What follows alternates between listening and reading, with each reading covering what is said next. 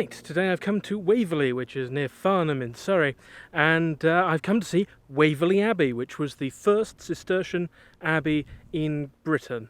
And yeah, I'm going to go have a quick look around it. So the abbey today is a ruin, destroyed like so many of our medieval religious sites by the dissolution of the monasteries. As a Cistercian abbey, this follows almost exactly the standard layout one would expect of a Cistercian abbey. We're not too far from the river here, about 500 yards, and that caused quite a bit of flooding, which the monks weren't expecting, but out of adherence to the traditions of their order, they still built the abbey in the same way that it would be built on the continent. But they put a great deal of effort into drainage and foundations, which is quite interesting in a architectural sense. These cloistered ceilings are the apartments of the lay brothers. Not all of a population of a monastery would be those who took orders and stayed here at all times. A large number of them would be ones who took lesser vows or even no vows at all, but worked with and for the monastery, and they're usually referred to as lay brothers. Lay used to mean illiterate. It doesn't anymore, but to this day some people do still find it an offensive term to refer to those who still are lay brothers of the orders, and they're usually just referred to as brothers now. But we're in historical contexts, so these are the apartments of the lay brothers when they were working here in the monastery. This is where they would stay, which is quite grand, really. But those who stayed here all the time probably had grander apartments. This would have been a huge monastery. The house you can see in the backgrounds, that's Waverley Abbey house. Completely private, don't even think of going there. It's somebody's house. But you can get quite nice views of it from the gardens. Gives it a whole Victorian, Gothic, romantic look. You could almost imagine Dracula moving in, well, maybe not into this abbey, but moving in, trying to restore the place, and then trying to seduce the ladies next door. These are the Monks Dormitories. This is the end that survives. It would have originally run all the way along to the far end there. What's quite unusual is that these were single-storey dormitories. Usually they were all monks used to sleep on the first floor. That's the second floor for Americans. If you see that darker gap in the stone, that is the edge of the refectory hall that used to run along there. That would have been where the monks ate. This patch of grass where I'm standing now would have been the far edge of the refectory, so you get a sense of how large this room would have been. It's a very large room.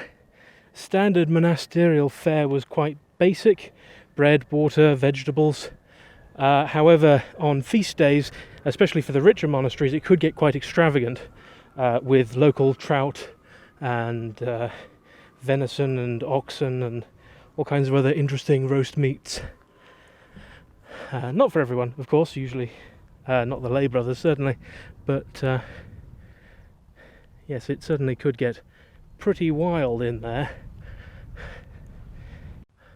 Much of the stone was taken away for building work in the local town of Farnham, or there's a rich manor house about 10 miles away, not the one that you can see here, that was built using a lot of this stone. Which, from the perspective of people those days, it was just going begging. Nobody cared. Right now I'm standing in what would have almost been the centre of the Abbey church. That's the back wall. That's one of the cross pieces, and where that tray is the far edge of it. It would have been staggering in scope, and it took nearly 70 years to build. Over 70 years to build, finishing in 1278, and when it was finished there were 7,000 lords and ladies in attendance from all over Great Britain. It was one of the most magnificent of its time. This area here would have been the chapter house, and this large grassy area here would have been the cloister. The ruins today are almost half of what we would have seen in its heyday. There would have been a large guest house there for travellers and visitors to the abbey. There would have been a brew house for brewing the beer for the abbey. Couldn't drink the water in those days. And beyond those far walls was the abbot's palace, which was similarly large in scope to the to the ruins that we see here. It would have been a vast, tremendous site, at least as tall as Malmesbury Abbey, and it has to be similarly of magnificent, even if it's not there anymore.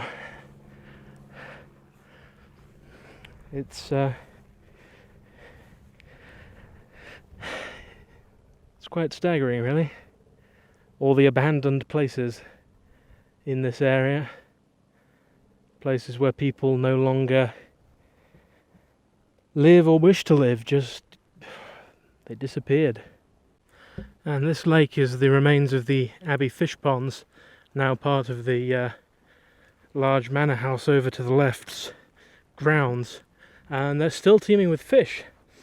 You can't see them at the moment. Probably can't see them on camera anyway, but I have seen the telltale little bubbles and ripples of fish underneath the surface, and a lot of seabirds, lots of coots, ducks, at least one heron, and I swear I saw some petrels flying around earlier.